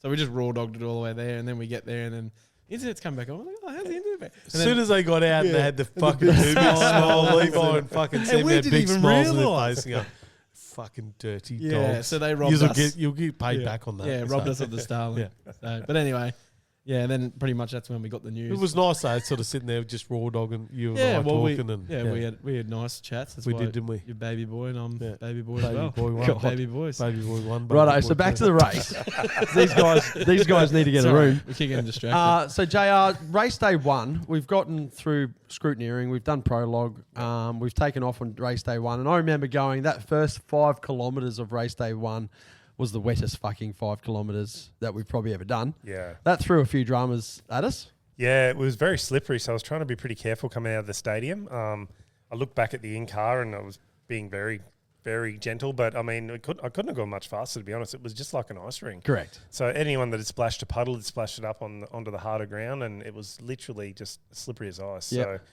So we got through that. Got out the back of the stadium, and we copped a couple of puddles. We had our rags with us, but unfortunately my helmet blower had decided to leave the chat. Yep. So I was fogging up, so I cracked my visor, and then sure enough, 30 seconds later, smashed a pretty big puddle, and I ended up with more mud on the inside of my helmet than I had on the outside. So you passed me the rag. I'm like, a visor, you passed me the rag. I wiped it, and nothing. It was no better. Yeah. And I'm like, oh. As it's going to work. And I had very little visibility. So I just tried to push on for a bit until we got a bit of clear track. Yeah. Cracked the visor a little bit more. And then, we got to the point where I was literally driving along at I looked at it on the footage, it's 120, 130k an hour with my visor cracked with your hand in my helmet, wiping the screen. I couldn't see anything. You're just going straight, open and straight. And I had no vision for 10 or 20 seconds where you tried to clean some mud out of my visor. But once we got through that, got it cleaned up, I just had to leave it cracked so it wouldn't fog. And then if we come up on some traffic or whatever and a bit of dust, I'd just snap it shut again and then get through that bit. Or if I could see some water coming up, I'd snap it shut. Yeah. So it was only that first sort of 5-10k that was those water puddles. Once you got out of Alice, it was kind of open track, wasn't it? Yeah, that's right. Yep. So, but again, you live and learn. We'd be better prepared for next time. Yep. We'll have to improve the helmet scenario with the blowers. We haven't had a problem before, but a couple of things are a bit worn, so we'll replace some parts. Kai actually was watching the live stream, which we'll get to in a minute, but he could even hear the helmet blower in the live stream. He's like, "Is that helmet blower just below?" And I was like, "Yeah." Yeah. So that's another thing we might have to look at too if we're going to do more live streaming. But talk us about the live stream, because everyone at home got a first class or first view of our race, didn't they? Yeah, that's right. With the Starlink on board, which we've spoken about the Starlinks in the cars. And the reason the boys didn't have Starlink in one of the cars on the race days is because we took one of those Starlink minis and we put it into the buggy. Yep. So we've custom made the roof so that fits in there seamlessly and it's all wired in. And that enables us not only again to have contact for emergencies, it allows us to live stream the GoPros on our YouTube channel. So literally I think we had 128 views on the Saturday. Oh wow! Because I only watched it myself. Oh, I didn't watch it. So is it still up? Is it still up on your? Yeah, you can just go to the channel and go live, and it's still there. So even though it's live, the recording of it's there. Still there. Yep. I watched it myself on last night, maybe for a little bit. Well, give that a shout out to your socials. So anyone that's listening to this now, if you want to watch a little part of it, go to Justin's YouTube channel, which is Crew627. Correct, yeah. And it'll go to shorts, and then there's a little tab you press live. Well, first of all, you got to subscribe. Hit subscribe. No, you don't have to subscribe. Well, you want subscribes, don't you? So hit subscribe. You got to subscribe. But then, go through, and what was the next bit? Yeah, so once you've subscribed, obviously, hit the live tab, and then there's Don Rivers on there, and there's two FINKE, the south and north on there. Excellent. And you literally get to ride along with us in the car. So, and that's phenomenal because you're in the middle of the desert. You can't take all your family. You can't take all your friends. You can't show them or tell them you can tell them about experiences, but if you can show that through a GoPro, it's for them to be sitting at home on a Sunday morning, having a cup of coffee and a scone or whatever they're having for brekkie, and you're out racing in the desert. It just adds that another dimension to anyone to come and join, join the adventure. Join the adventure. Yeah, that's exactly right. And that's why we go racing. Yeah, we don't just go racing to win. We go racing for the adventure. So it's it's a lifestyle. Yeah. An adventure and a daily story. So all in one. It's the lads. 100%. That's exactly right. So I mean, the Starlink has enabled us to, bring a lot more people along for the ride. And, I was amazed that it works so seamlessly. I was having trouble. We're having troubles with it the day before, but once I got my head around how it actually goes, technology goes through, how it actually works, how you got to hook it up, how it's got to be, there's a few things that's got to happen. It's a bit of a process. Bit of a process, you know. But once you've got that process done, it stayed live the whole way. Yeah, it did. Yeah, which I was surprised. I thought when we had a little glitch with the transmission again on the way down and had to pull over. We did too. We had to actually stop the car in the race. Stop the car, isolate the power, turn it back on. I thought for sure that was it. You knew it was live. I actually didn't know it was live. Didn't really concern me. The focus was on getting to the other end. Yeah. I was disappointed that we weren't able to capture it all. But then we get down the other end and you tell me it's been live the whole time. Yep. So, that was a pleasant surprise. So yeah, definitely. And that's another thing too. We know why it turns off when it does turn off. So we're going to improve that scenario as well and isolate that problem. So every time we get in the car, we work something else out. Something better. Yeah. And talk us through, so when you get through, so you started out 5th in class, 22nd overall, I think. 37th. 37th? Yeah, after prologue, you get down there and you find out now you're in 2nd in class and I think it was 22nd. Yeah, correct. Yeah, 22nd on the way back. So talk us to the emotions of that. Like, what are you thinking? What's So what's going your down, plans? we had a couple of little moments. We had the mud incident, which we no doubt lost a bit of time with vision. We then had a brake incident early on when the brakes were cold and we shot off the track.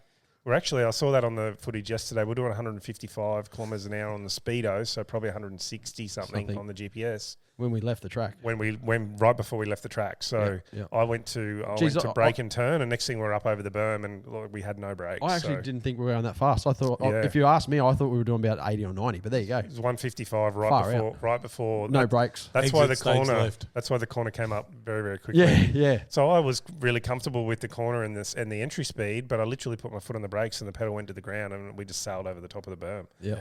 So luckily there was a couple of star pickets that we had to dodge, and we were able to pop back on the track. Yeah. From then on, the brakes got some temperature, and they were fine. So again, another lesson learned. Yeah, more data. Yep. You know, next time we'll do some more laps around the car park and get some more heat into the brakes, like we get heat into the gearbox and the clutches and all that. We have to do the brakes as well. So, we had the mud, we had the brakes, and then we had the transmission where we had to literally pull over, turn the car off, isolate the power, turn the power back on, start the car again, go again. Yep. We would have lost 10 to 15 seconds, maybe more. Yeah. Probably more. With 'cause roll-in the speed slow and the down Nexus. It's probably 30 seconds. So it takes a bit. Yep. other than that was really the end of our dramas. We got down pretty incident-free, and I thought we had good pace, but you never really know.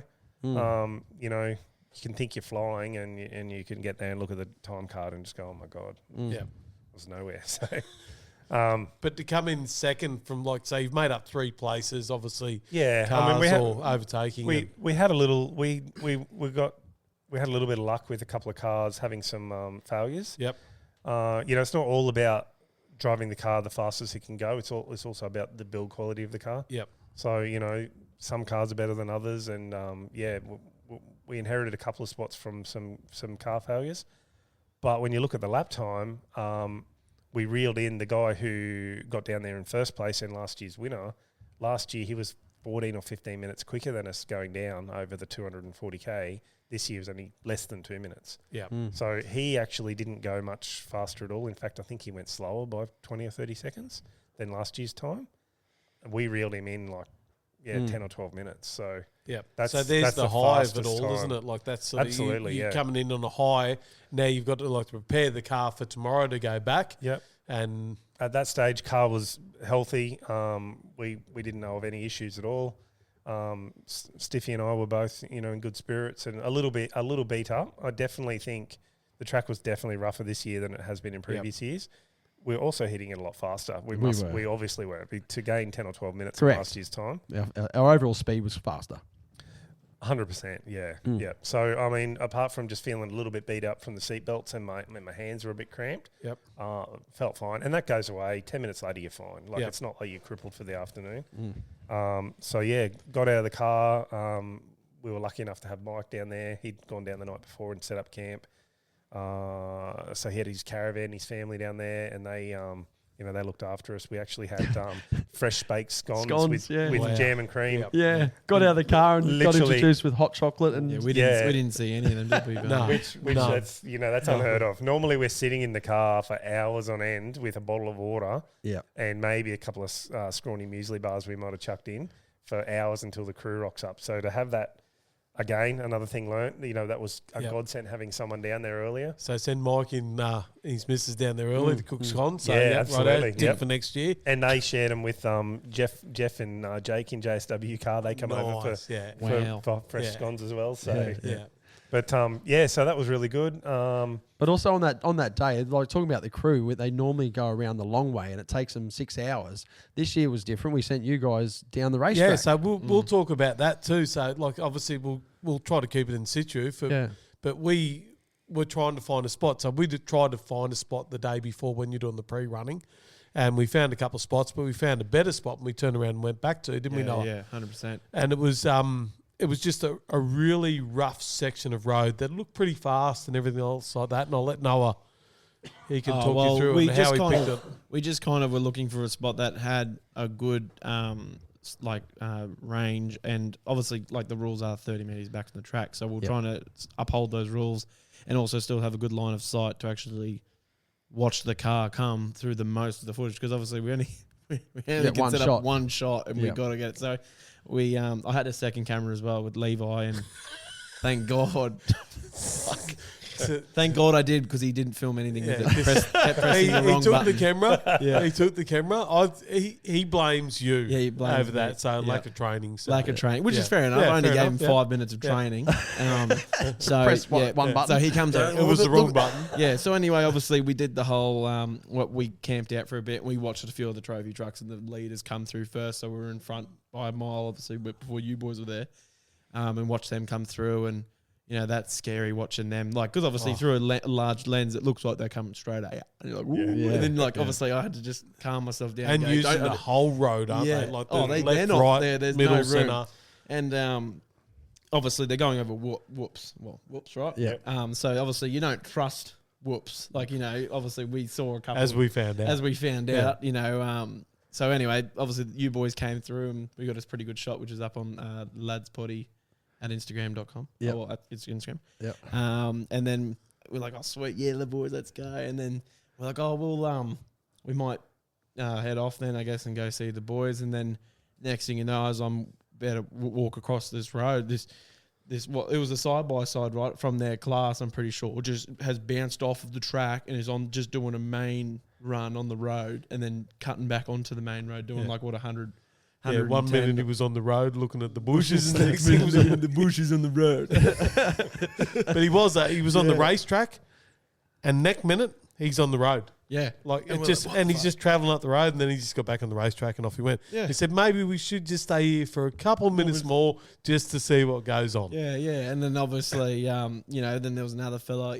One of his panels kind of came off, like, oh, it's getting a bit heated, and then 30 seconds after, like, just this big cloud of dust, and you know, we just see this red trophy truck just, you know, curling up on its side, you know, kind of spun out and then it landed on its side and lost the wheel. And we're like, I've already just put the camera down. I've just grabbed the camera and just sprinted over and, you know, recording the whole thing. And obviously, as we got there, we saw the car, which obviously you can kind of explain this part. Yeah, so the night before, Stiffy and I done a podcast with Jamie Lawson. Yep. And he talked about on that podcast swapping his motor that he put on a trailer and took down the road, which he actually drove down. He drove down, yeah. Apparently he drove down, but yeah, we're not saying that. No.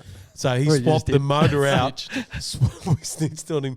So they swapped the motor out of his rally car because he didn't have time to enter in this one and put it into that one, and that's the car that come rolling down the road and rolled right in front of us. So you got 225 Ks of desert road, and we picked this spot, one spot, and this car. Yeah, it was just how do you create a story? Like, obviously, it is a story. How was the spirits when they got out? Oh, it was unreal. Like it was, two big, like they weren't up. They were obviously upset, but you know, the first thing was, is everyone all right? There's jokes. Everyone, and then just straight up into shitting on themselves for, like, you know, messing up that turn, and then obviously, you know, I thought I had it. I didn't have it. Yeah, you know, and then jack it up, we'll fix it. And obviously the driver came out first, and then that navigator just finally popped his head out after 5 minutes, like a little rabbit in the warren, you know, and he pops out and he's just chirping, like, you know, and it was good. But you know, then we had a 79 already reverse start. I said, who's got a snatch? The snatch just sitting right next to me, ready to go. Everyone was there to help. It was crazy. Yeah, but it was nice. But it was exactly what you were saying. What are the odds of that happening and all the planets aligning for us to do a podcast with, you know, the guy related to that car, the only car racing for his Road Boss Rally group, and then us to pick that one spot and go back against what we had already picked out. You know, we had to go, oh, let's actually go to a different spot. Yeah. Go back to that spot and then end up saying, oh, let's actually stay here for a little bit longer. And then next thing you know, that happens. Like, you know, I mean, it's just like, how do all these little things align, you know, it was unexplainable. You can't explain it. Mm-hmm. Yeah, but no, that was pretty surreal. And that's why these guys were eating jam, scones. And that's part of the whole thing. Like, we spoke about JR, like before we even went, about if we're going to do this, we were leaving the white trailer back at Alice Springs and we'll send the guys, instead of the long way, we'll send the guys down the track early. so they can experience a bit of racing themselves. Yes. And then they come into Fink later on that afternoon, to meet up. So Yeah. I'm glad that you guys got that Oh, experience because you first, there you go, right there. And same with my Sammy and Levi. They've been out. This is their 4th trip out there. Yeah, and they always do the long. Yeah. They don't get to see a lot of action. No. So this year was awesome for them to see that. Yeah, for As sure. we were coming into Fink, we actually, I was driving JR's car then. Actually, we overtook a couple of buggies, didn't we? So that was obviously really rough sections, JR. So like we were only doing the speed limit and shit. So but we actually overtook a couple of buggies and going, how fucking you can't you cannot buy that No, experience. you can't. There's It's a race like- going on right beside you, and And you're you on the are road. right beside him. Yeah, yeah. It's Just overtaking only them. in the Northern Territory. Yeah, right? doing a Unique, $1.60. isn't it? Yeah. Yeah, I really hope that they don't change anything about that race. I No. think the way they've got it is perfect, but like obviously over time, rules and safety, health Correct, and safety yeah. changes. And I Yeah. really hope Yep. that obviously under some circumstances with insurance and whatnot, it will have to change. But Well, it's already it's, changed. that's It's right, changed. exactly what Yeah. the 30 2 years meter rule and ago, everything. 2 years ago, they were literally trackside, Yeah, Yeah. that's right. like, and hundreds of them. Yeah. Like, Yeah. Yeah, and that's why I hope it stays exactly. I think how they everyone have was it. pretty respectful Yeah. from where we seen people. They were sort of enough off the track that, you can never be enough off the track for trophy trucks coming at you. Oh, So, no, mate, that's it coming for you. You're fucked. Yeah, yeah, look out. literally. But yeah, so I hope they keep it how it is because for me personally, a guy who hasn't experienced much racing in his life, I found it like one of those things. Like now, I want to go and get a bike and just start learning it all, and then eventually one day go give it a crack. Yeah. Yep. It's just one of those things that you really go, wow, that seems like a bucket It's list thing now to in do. your blood. So, yeah. Be So, careful. It's Yeah, addictive. exactly. yeah, it is. So let's cross off day one. We finished in a really fucking awesome position. You finished Yep. in 2nd place in class, only less than 2 minutes behind the leader. Yep. Serviced the car. That afternoon down at Fink, we had an awesome afternoon. It led into an amazing atmosphere of fireworks and nearly a full moon and Nice campfire. nice campfire. We got off. The lads, we all woke up, got up the next day. They all trucked off because the whole theory behind, we finished every race, at Fink, at Alice Springs. And it was like, the mindset was, we want Noah back at the finish line so that he gets this whole captured of us coming across the finish line. Yeah. We've got the in-car cameras going. We've fucking sorted that out. We've got everything's working.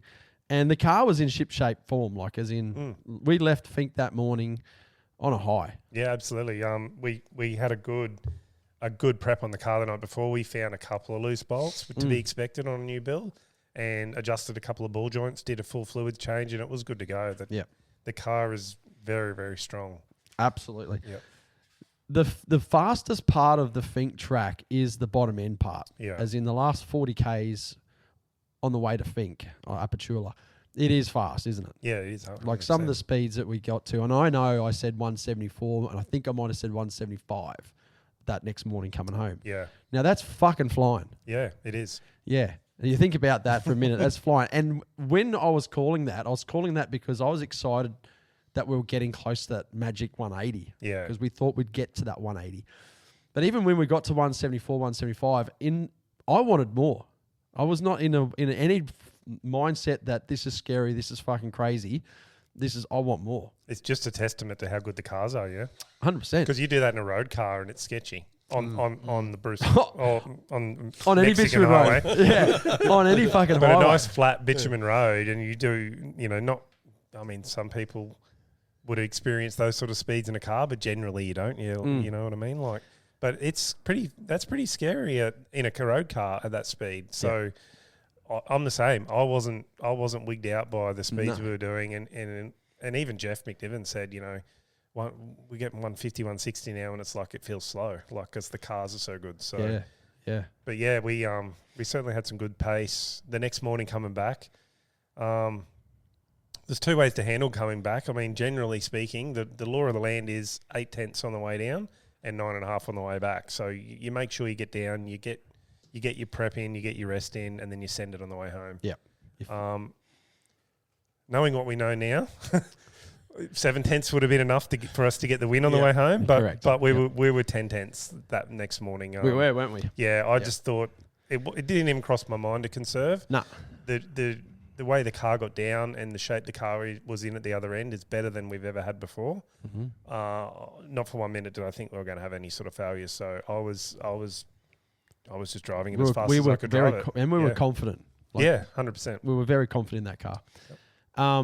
And we got about 22K, 25K or something out of FINKE, and a hell of a noise happened, eh? Yeah, it just came out of nowhere. There was no real indication that anything was wrong. It was only a few minutes after us topping out that speed in the 170s. Yep. We come up over a bit of a rise and we're accelerating along. I think I saw watching the footage back, it's about 135k an hour, 140. Section. Yep. And then all of a sudden, just a bad vibration and knocking noise. So obviously shut it down straight away, rolled off the side of the track, jumped out to do a quick inspection, thinking we've got a broken axle or a broken drive shaft. Yeah, couldn't see a thing. There was nothing visible at all. So I'm like, get back in, we'll send it. And you jump back in, we rolled forward a bit. It's like clunk, clunk, clunk. And I'm like, oh no. There's something really wrong. Yeah, better have another look. I could feel the vibration at, not so much at speed because the whole car shakes at speed. Yep. When we were going slow on the side road to try and find the damage, I could feel it against my leg, like bashing my leg. So I knew it was tail shaft, and I knew that it would be bashing against the fuel tanks essentially. Yeah, and initially we thought we might have done a uni joint. Yeah, and or broke the tail shaft in two places. Yeah. So we didn't know at that stage because it's completely concealed. You can't see it in any way. You can see. You can see the front uni. You can't see the rear. So I thought, well, it must have broken the rear uni, and the tail the thing was just flapping around. Then I got the trip back when we got recovered and blah blah blah. I was putting some thought into it, and I actually said at that point, I don't think we've broken it. I think we've corkscrewed it, which I've not seen that happen before. Yeah. The proof's in the pudding. We pulled the car apart when we got home, and sure enough, we've you've actually brought it along here tonight to show everyone. Well, that's our FINKE peg, yeah. That's I'm going to make a little plaque up, and that's our peg. That's our 2025 peg. It's phenomenal to see the tail shaft out of the car, and the damage that has happened, and my mind's still like how and why. Like it just, there's parts of the track where you think, okay, if it was in those parts of the track with the load and the abuse. But anyway, that's what they call racing, isn't it? Yeah, that's right. Yeah, it sucks to have happened. It happened.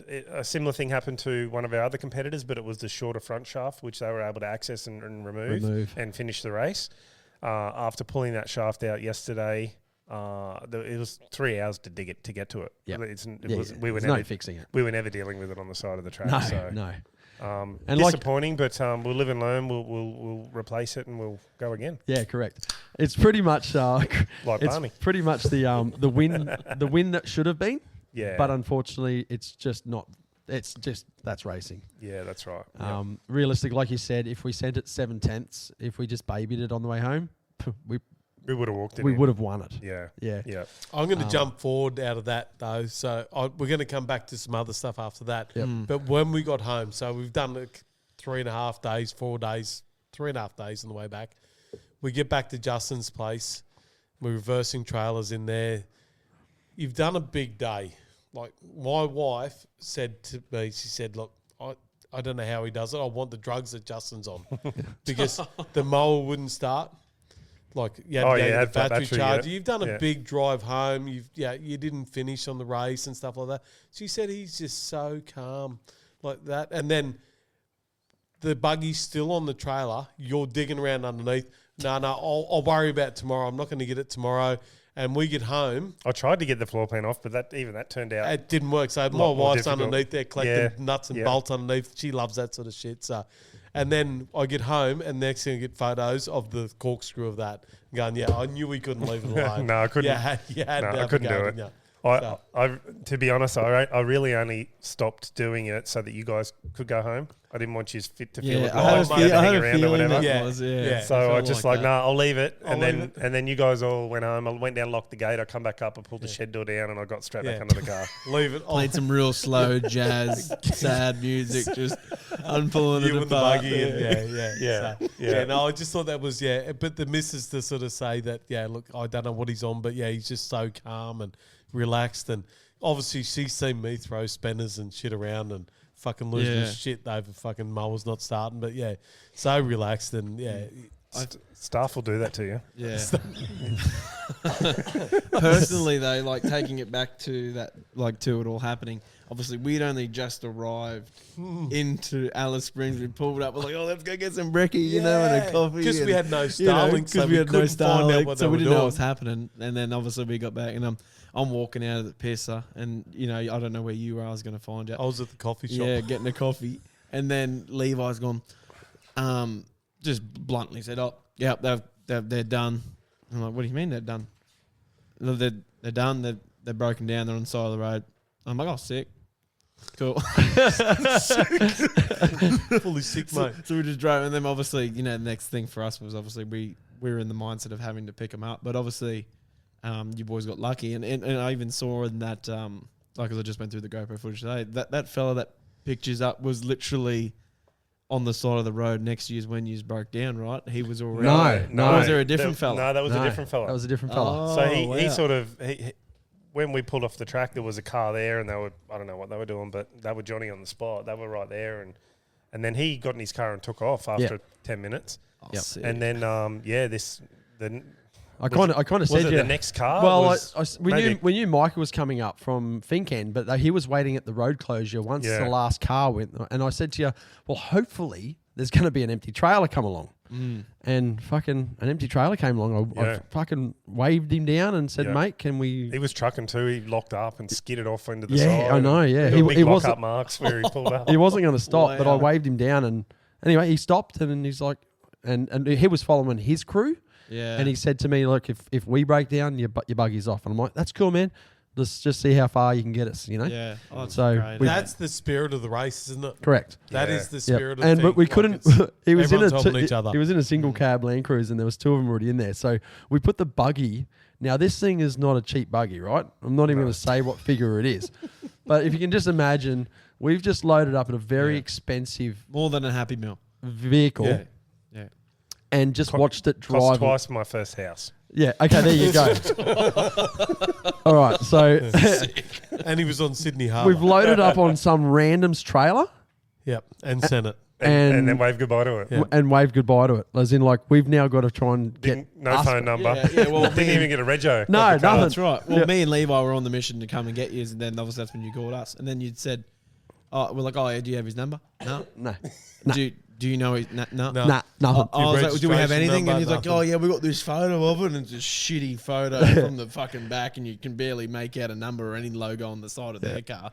So then me and Levi just camped up for about an hour and a half, just sitting at the highway, I guess, of where everyone's coming out from FINKE, just waiting. Yeah, waiting well, to see if it's The, coming. the beauty about it is we could track him anyway. We had the rally Yeah. safe, so Yeah. and you could only go one way. Yeah. yeah, It was a unless you had a den with all these other ones Yeah, I had that a he's one-way, taken. so it was all you good. know.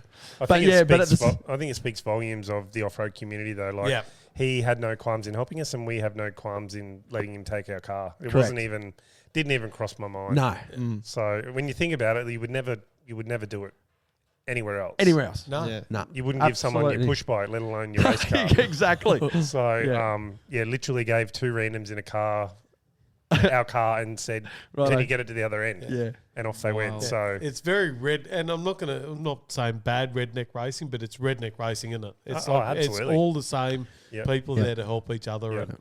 and I'm not going to lie to you either. So when we got back to Jamie, so you guys were stuck up there, and it was Noah because he had the camera, and Levi was going to go back and pick his up, and Sammy and I sort of had a bit of a look at it. We sort of looked at each other and went, right out. If we get this fucking trailer packed really quick, these blokes are going to be like fucking 3.5 hours down there, 3.5 hours back. We get that done. We go to the casino.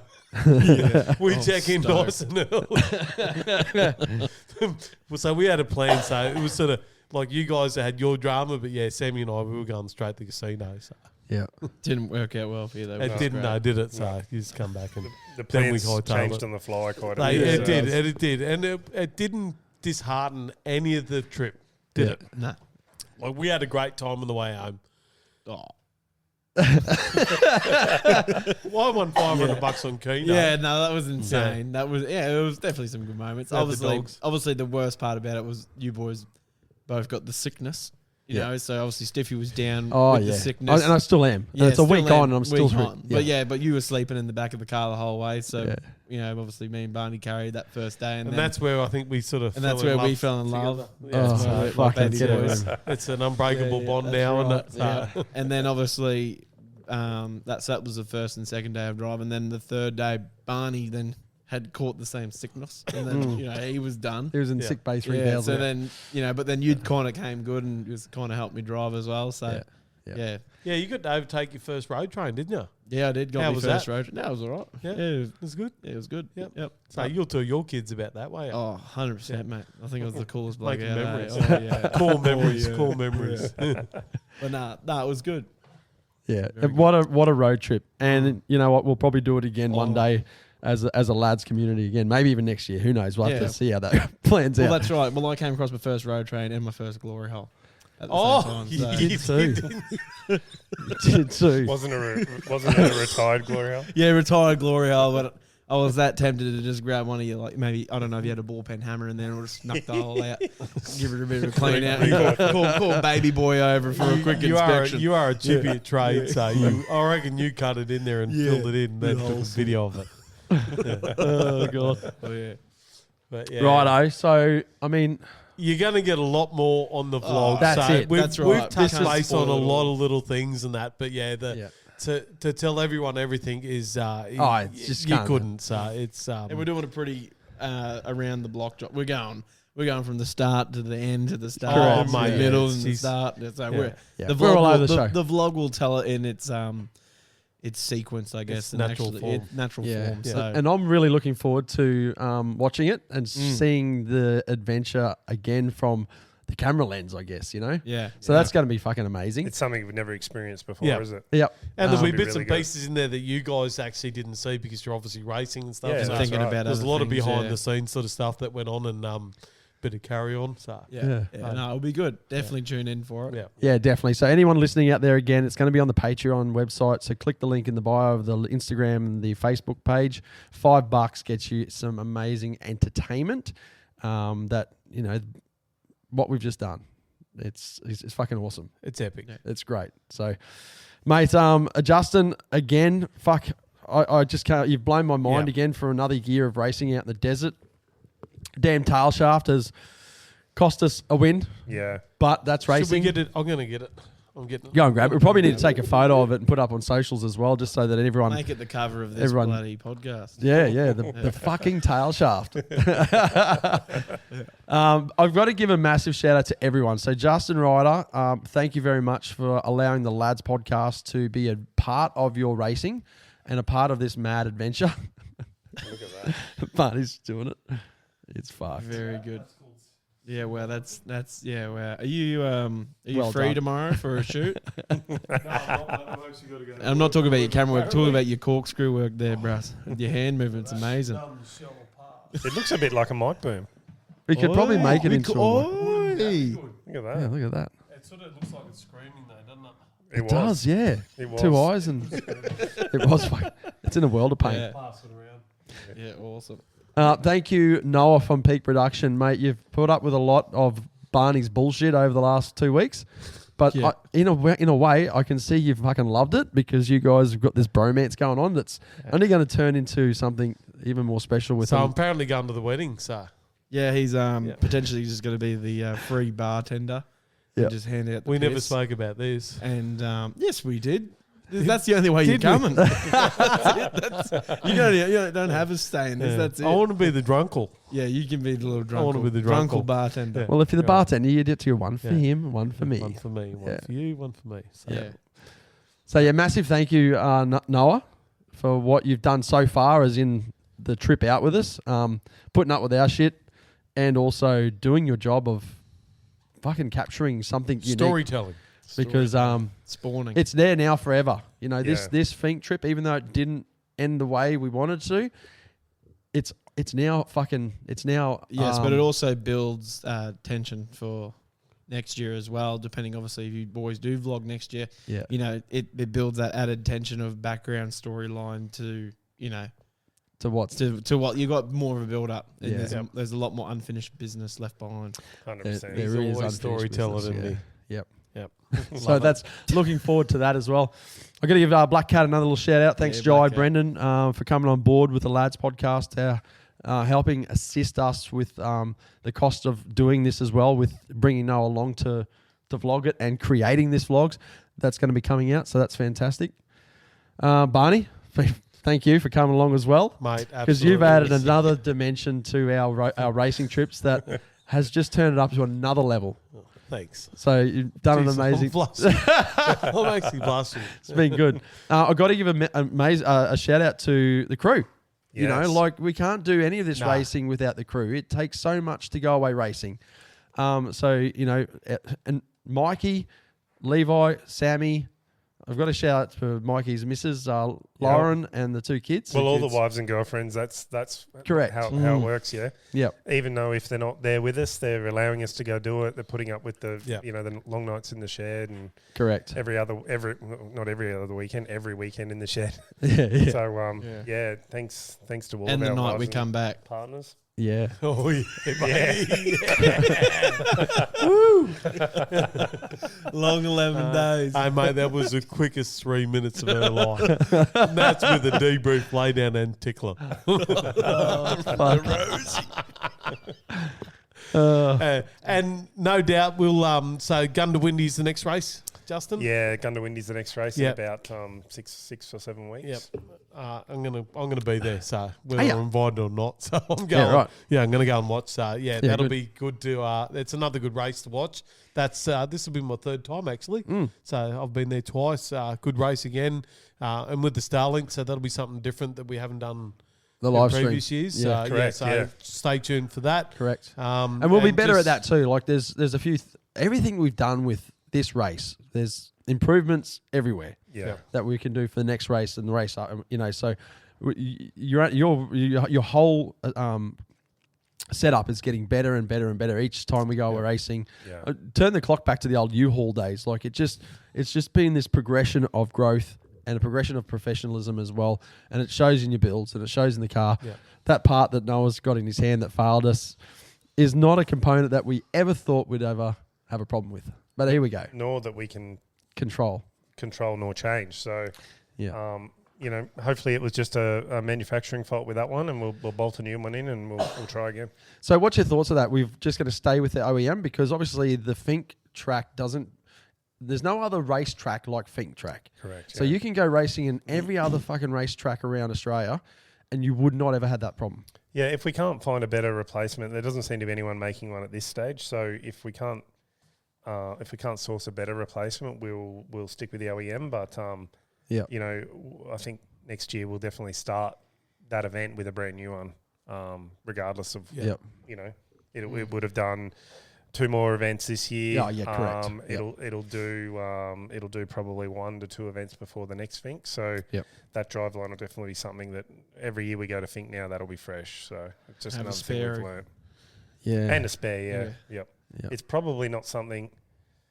Well, you can't Um, replace it, can you? Out Well, there. you can at night, but it's a big job. So we'll also look at that in the end of year freshen up. We'll work out whether there's some ways we can streamline how it comes out. So, but yeah, lesson learnt, and we'll bolt another one in. We'll go again.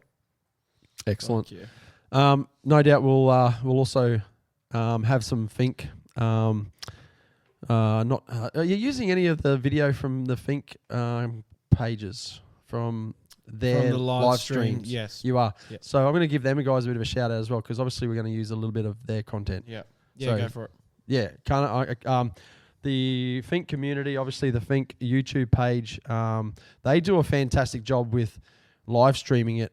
You got to remember they're in the middle of the fucking desert too. Yeah. So and their progression of live streaming has gotten better and better each year.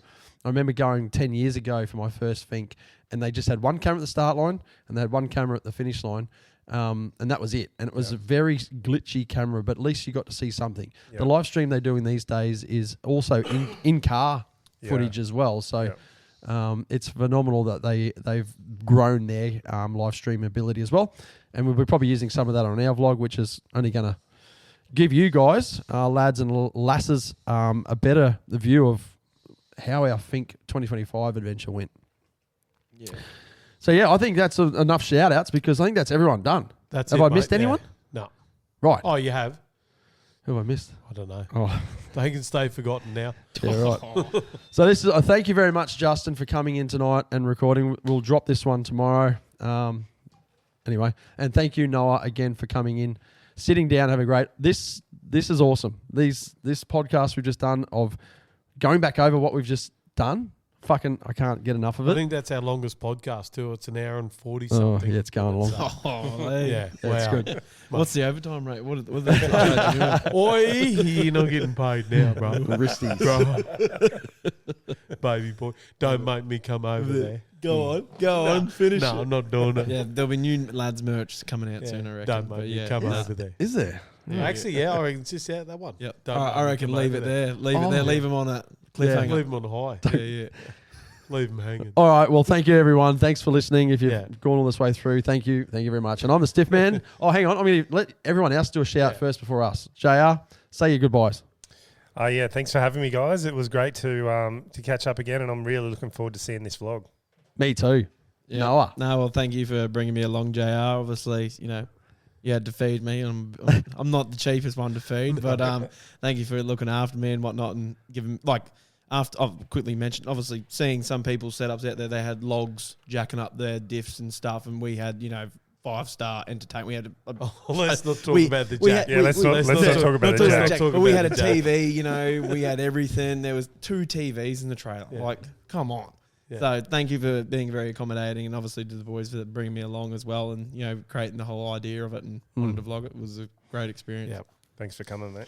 Thank you. Love it. All right. Well, hopefully we'll do it again in another 12 months. You just never know. So the story's going to continue. I'm the Stiff Man. I'm getting the fuck out of here. See you, bye.